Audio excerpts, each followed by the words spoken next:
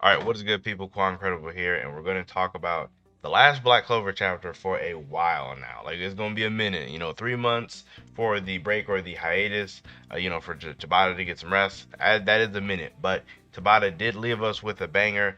Obviously, there's the huge plot twist I'm going to talk about in a second. However, I just wanted to touch on the stuff in the beginning of the chapter because I'm probably not going to talk about it once we start talking about Lucius.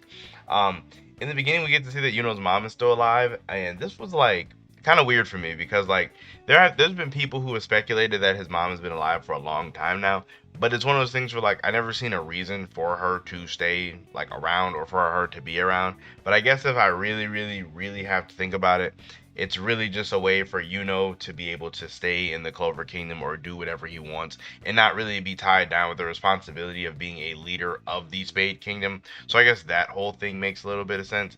Ultimately, I don't really like it because like Asta's parents are dead, but Yuno's aren't. So it's kind of like I kind of wish they both didn't have. That sounds messed up, but I kind of wish they both didn't have parents. That's a horrible thing to say. I don't mean it like that, but you know what I mean. And then after that, I do want to go back to something I had said a bunch of reviews ago, where I was talking about when Levy and Asta were having that flashback during the Lucifero fight. This whole thing of Asta and Levy talking together, and Asta saying that it was because of him that he got to see his mother's memories. This clears this up so much. This like, oh my gosh, this adds so much context for this that I feel like it kind of has been swept away with the reveal of Lucius. So like this whole everything makes a lot more sense in terms of like the flashback having meaning. Because I remember I was saying that I didn't really feel like the flashback had a purpose.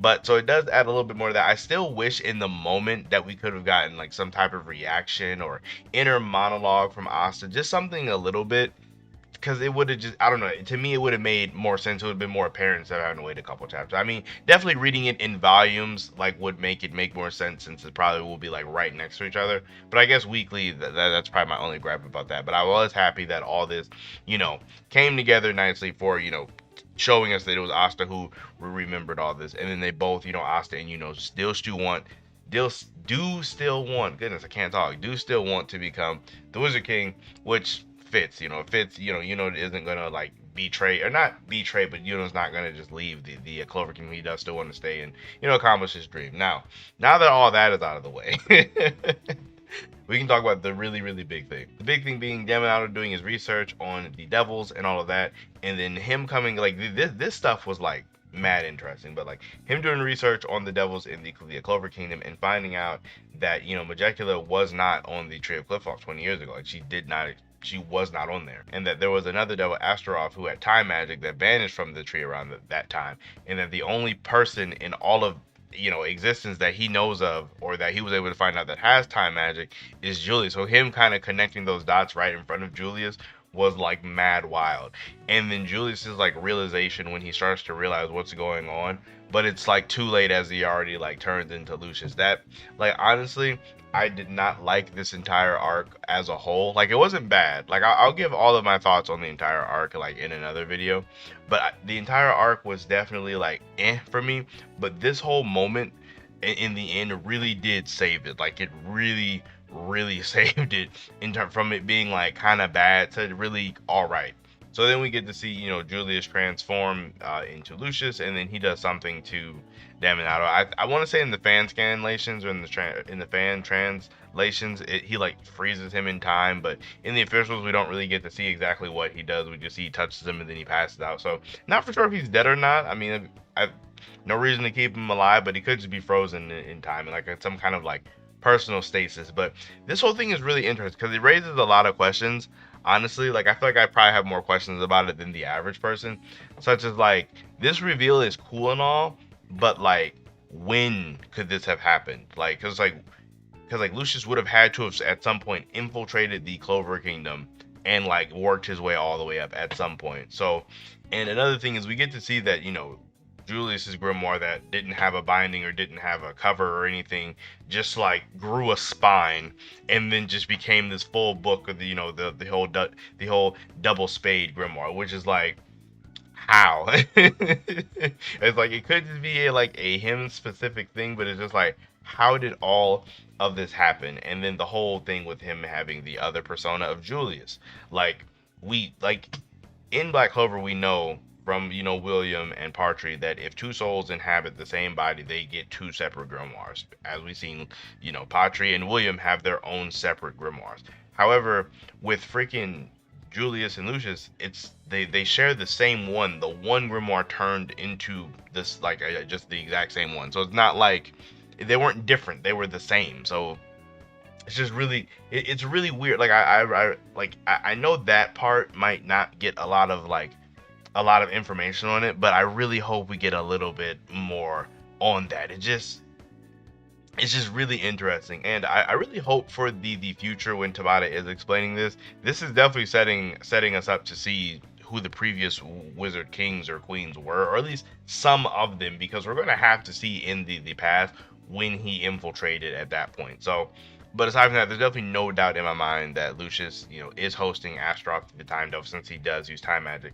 But then there's a question of what his actual magic is, because as we know, the other Zogratis siblings all had a form of body magic, or, you know, yeah, like some type of human body magic. You know, Dante having literally body magic, Xenon having bone magic, and Vanica having blood magic. So it's like, you know, shot in the dark here, but it just would stand to reason that it just stands to reason that Lucius himself would also have some type of body magic. Now, I've been seeing some people say that he might have soul magic, which could make sense, but I feel like soul is just a little detached from body, so maybe he might not. I personally think he might have some type of brain or some type of mind magic, just because I feel like that would fit the whole thing, like to go with like the neural system, because like, you know, Dante regular body, you know, Vanica circulatory, you know, Xenon skeletal, so him neural, he's the brains of everything. It would just kind of make sense. That's kind of what I would think it would be. There's that, and there's also Marx is sus. Like Marx is super sus, because we know he has like memory manipulation. So I feel like Marx is somewhere, some shape involved in this. So especially with how dedicated he is to Julius, Marx has to be involved. And like Marx might be a secret Spade agent or something along those lines. Like he is way too sus. He's way too sus to not be in this at all. But like I was saying earlier, though, I do think this twist does overall save the arc a lot. It doesn't really make up for Lucifaro in my opinion, or for Morris or any of that kind of stuff, because they could have still been, like, they could have been beaten quickly but still been more fleshed out characters, if that makes sense. Like if we had access to more pages per week, then that would have been more opportunities for them to get more dialogue or more development, just in just like a little sense, just to see more nuance instead of just a lot of their dialogue, especially well, Morris didn't really have a lot of dialogue, but especially with Lucifaro, with his dialogue kind of being really bland.